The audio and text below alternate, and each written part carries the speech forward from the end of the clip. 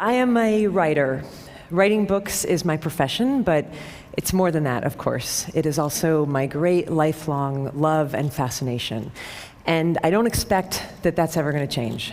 But that said, something kind of peculiar has happened recently in my life and in my career, which has caused me to have to sort of recalibrate my whole relationship with this work. And the peculiar thing is that I recently wrote this book, this memoir called Eat, Pray, Love, which decidedly, unlike any of my previous books, went out in the world for some reason and became this big mega sensation, international bestseller thing, the result of which is that everywhere I go now, people treat me like I'm doomed. Seriously, doomed. Like, they come up to me now like all worried and they say, aren't you afraid you're never going to be able to top that? Aren't you afraid you're going to keep writing for your whole life and you're never again going to create a book that anybody in the world cares about at all, ever again? So that's reassuring, you know. But it would be worse, except for that I happen to remember that over 20 years ago, when I first started telling people when I was a teenager that I wanted to be a writer, I was met with this same kind of sort of fear-based reaction, and people would say, aren't you afraid you're never going to have any success? Aren't you afraid the humiliation of rejection will kill you? Aren't you afraid that you're going to work your whole life at this craft and nothing's ever going to come of it and you're going to die on a scrap heap of broken dreams with your mouth filled with bitter ash of failure? Like that, you know? And the short answer to all those questions is yes. Yes, I'm afraid of all those things. And I always have been, and I'm afraid of many, many more things besides that, you know, people can't even guess at, like seaweed and other things that are scary. But when it comes to writing, the thing that I've been sort of thinking about lately and wondering about lately is why, you know? Is it rational? Is it logical that anybody should be expected to be afraid of the work that they feel they were put on this earth to do, you know? And what is it specifically about creative ventures that seems to make us really nervous about each other's mental health in a way that other careers kind of don't do, you know? Like my dad, for example, was a chemical engineer, and I don't recall once in his 40 years of chemical engineering anybody asking him if he was afraid to be a chemical engineer, you know? It just didn't come, like, got chemical engineering block, John, you know, how's it going? And it just didn't come up like that, you know? But to be fair, right, chemical engineers as a group, you know, haven't really earned a reputation over the centuries for being alcoholic manic depressives, and we writers, you know, we kind of do have that reputation. And not just writers, but creative people across all genres, it seems, have this reputation for being enormously mentally unstable. And, you know, all you have to do is look at the very grim death count in the 20th century alone of really magnificent creative minds who died young and often at their own hands, you know. And even the ones who didn't literally commit suicide seem to be really undone by their gifts, you know. Norman Mailer, just before he died, last interview, he said, "Every one of my books has killed me a little more." An extraordinary statement to make about your life's work, you know, but we don't even blink when we hear somebody say this because we've heard that kind of stuff for so long, and somehow we've completely internalized and accepted collectively this notion that creativity and suffering are somehow inherently linked, and that artistry, in the end, will always ultimately lead to anguish. And the question that I want to ask everybody here today is, are you guys all cool with that idea? Like, are you comfortable with that? Because you look at it even from an inch away, and, you know, I'm not at all comfortable with that assumption. I think it's odious, and I also think it's dangerous, and I don't want to see it perpetuated into the next century. I think better if we encourage, you know, our great creative minds to live, you know, and I definitely know that in my case, in my situation, it would be very dangerous for me to start sort of leaking down that dark path of assumption, you know, particularly given the circumstance that I'm in right now in my career, which is, you know, like, check it out. I'm pretty young. I'm only about 40 years old. I still have maybe another 4 decades of work left in me. And it's exceedingly likely that anything I write from this point forward is going to be judged by the world as the work that came after the freakish success of my last book, right? I should just put it bluntly, because we're all sort of friends here now, it's exceedingly likely that my greatest success is behind me. So Jesus, what a thought, like that's the kind of thought that could lead a person to start drinking gin at 9 o'clock in the morning. And I don't want to go there. I would prefer to keep doing this work that I love. And so the question becomes how, and so it seems to me upon a lot of reflection that the way that I have to work now in order to continue writing is that I have to create some sort of protective psychological construct, right? I have to sort of find some way to have a safe distance, between me as I am writing and my very natural anxiety about what the reaction to that writing is going to be from now on.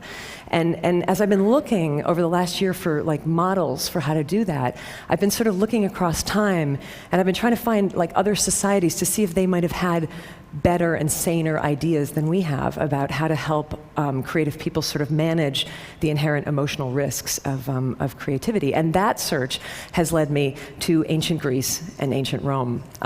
So stay with me, because it does circle around back. But ancient Greece and ancient Rome, people did not happen to believe that creativity came from human beings back then, okay? People believed that creativity was this divine attendant spirit that came to human beings from some distant and unknowable source for distant and unknowable reasons. The Greeks famously called these divine attendant spirits of creativity daemons. Socrates famously believed that he had a daemon who spoke wisdom to him from afar. The Romans had the same idea, but they called that sort of disembodied creative spirit a genius, which is great, because the Romans did not actually think that a genius was a particularly clever individual. They believed that a genius was this sort of magical divine entity who was believed to literally live in the walls of an artist's studio, kind of like Dobby, the house elf, and who would come out and sort of invisibly assist the artist with their work and would shape the outcome of that work. So brilliant, there it is, right there, that distance that I'm talking about, that psychological construct to protect you from the results of your work, and everyone knew that this is how it functioned, right? So the ancient artist was protected from certain things like, for example, too much narcissism, right? If your work was brilliant, couldn't take all the credit for it. Everybody knew you had this like disembodied genius who had helped you. If your work bombed, not entirely your fault, Everyone knew your genius was kind of lame. And this is how people thought about creativity in the West for a really long time. And then the Renaissance came and everything changed, and we had this big idea, and the big idea was, let's put the individual human being at the center of the universe, right? Above all gods and mysteries, and there's no more room for like mystical creatures who take dictation from the divine. And it's the beginning of rational humanism, and people started to believe that creativity came completely from the self of the individual. And for the first time in history, you start to hear people referring to this or that artist as being a genius rather than having a genius. And I gotta tell you, I think that was a huge error. I think that allowing somebody, like one mere person, to believe that he or she is like the vessel, like the font and the essence and the source of all divine, creative, unknowable, eternal mystery is just like a smidge too much responsibility to put on one fragile human psyche. It's like asking somebody to swallow the sun. It just completely warps and distorts egos, and it creates all these unmanageable expectations about performance. And I think the pressure of that has been killing off our artists for the last 500 years. And if this is true, and I think it is true, the question becomes, what now? Can we do this differently? Maybe go back to some more ancient understanding about the relationship between humans and the creative mystery. Maybe not, maybe we can't just erase 500 years of rational humanistic thought in one 18-minute speech. And there's probably people in this audience who would raise like really legitimate scientific suspicions about the notion of basically fairies who follow people around like rubbing fairy juice on their projects and stuff. Like, I'm not probably going to bring you all along with me on this. But the question that I kind of want to pose is, why not? Why not think about it this way? Because it makes as much sense as anything else I have ever heard in terms of explaining the utter maddening capriciousness of the creative process, a process which, as anybody who has ever tried to make something, which is to say, as basically everyone here knows, does not always behave rationally, and in fact can sometimes feel downright paranormal. I had this encounter recently where I met the extraordinary American poet Ruth Stone, who's now in her 90s, but she's been a poet her entire life, and she told me that when she was growing up in rural Virginia, she would be out working in the fields, and she said she would feel and hear a poem coming at her from over the landscape, and she said it was like a thunderous train of air, and it would come barreling down at her over the landscape, and when she felt it coming, because it would shake the earth under her feet, she knew that she had only one thing to do at that point, and that was to, in her words, run like hell. And she would run like hell to the house, and she'd be getting chased by this poem, and the whole deal was that she had to get to a piece of paper and a pencil fast enough so that when it thundered through her, she could collect it and grab it on the page. And other times, she wouldn't be fast enough, so she'd be running and running and running, and she wouldn't get to the house, and the poem would barrel through her, and she would miss it. And she said it would continue on across the landscape, looking, as she put it, for another poet.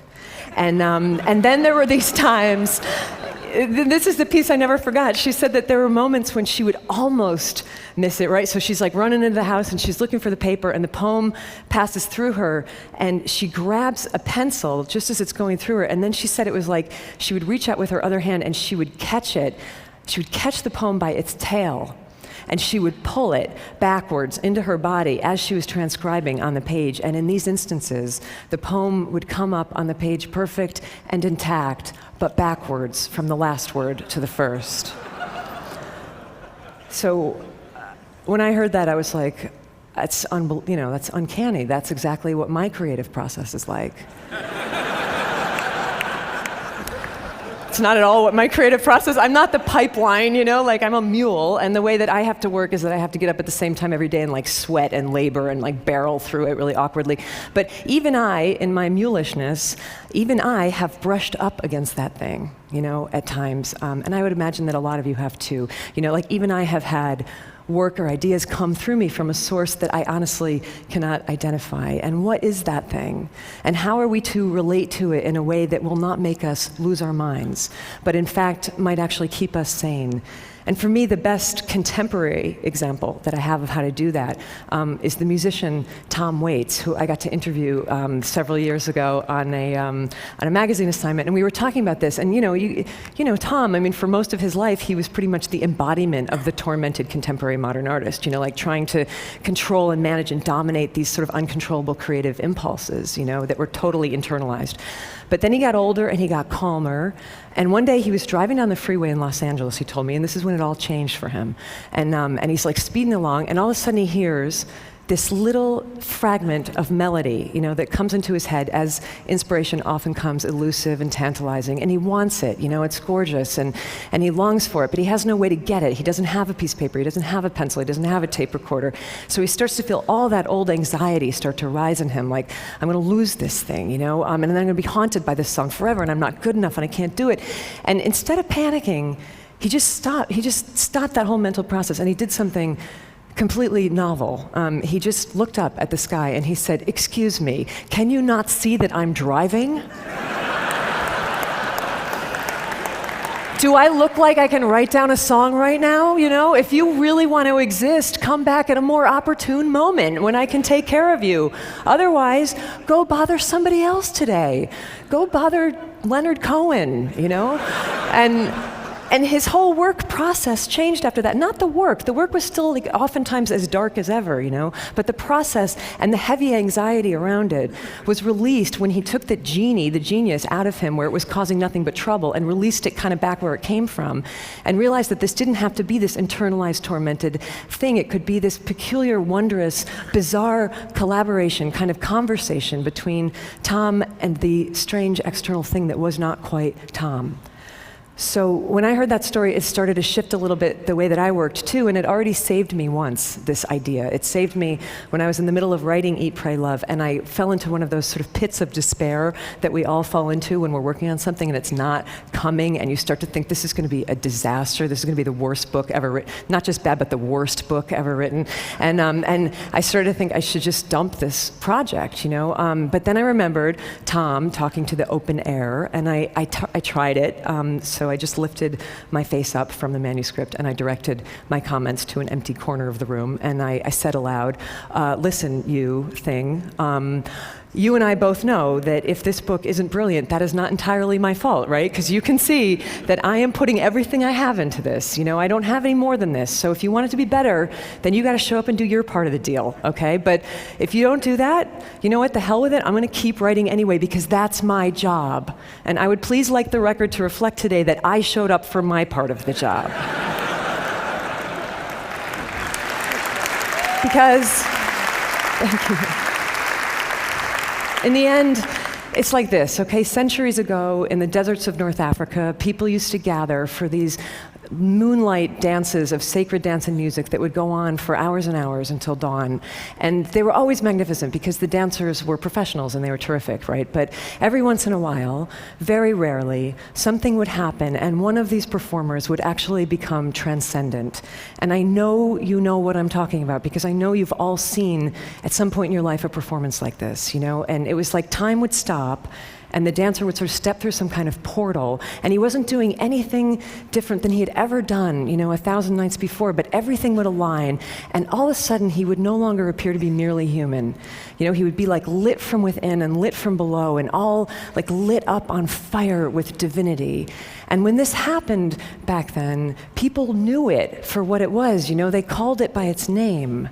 They would put their hands together and they would start to chant, Allah, Allah, Allah, God, God, God, that's God, Curious historical footnote, when the Moors invaded southern Spain, they took this custom with them, and the pronunciation changed over the centuries from Allah, Allah, Allah to Ole, Ole, Ole, which you still hear in bullfights and in flamenco dances in Spain when a performer has done something impossible and magic. Allah, Ole, Ole, Allah, magnificent, bravo, incomprehensible, there it is, a glimpse of God. Which is great, because we need that. But the tricky bit comes the next morning, right, for the dancer himself, when he wakes up and discovers that it's Tuesday at 11 a.m. and he's no longer a glimpse of God. He's just an aging mortal with really bad knees, and maybe he's never going to ascend to that height again, and maybe nobody will ever chant God's name again as he spins, and what is he then to do with the rest of his life? This is hard. This is one of the most painful reconciliations to make in a creative life. But maybe it doesn't have to be quite so full of anguish if you never happened to believe in the first place that the most extraordinary aspects of your being came from you. But maybe if you just believed that they were on loan to you, from some unimaginable source for some exquisite portion of your life to be passed along when you're finished with somebody else. And, if we think about it this way, it starts to change everything. This is how I've started to think, and this is certainly how I was thinking about it in the last few months, as I've been working on the book that will soon be published as the dangerously, frighteningly over-anticipated follow-up to my freakish success. And what I have to sort of keep telling myself when I get really psyched out about that is don't be afraid, don't be daunted, just do your job. Continue to show up for your piece of it, whatever that might be. If your job is to dance, do your dance. If the divine, cockeyed genius assigned to your case decides to let some sort of wonderment be glimpsed for just one moment through your efforts, then ole. And if not, do your dance anyhow. And ole to you nonetheless. I believe this and I feel like we must teach it. Ole to you nonetheless, just for having the sheer human love and stubbornness to keep showing up. Thank you. Thank you. Thank you. Thank you.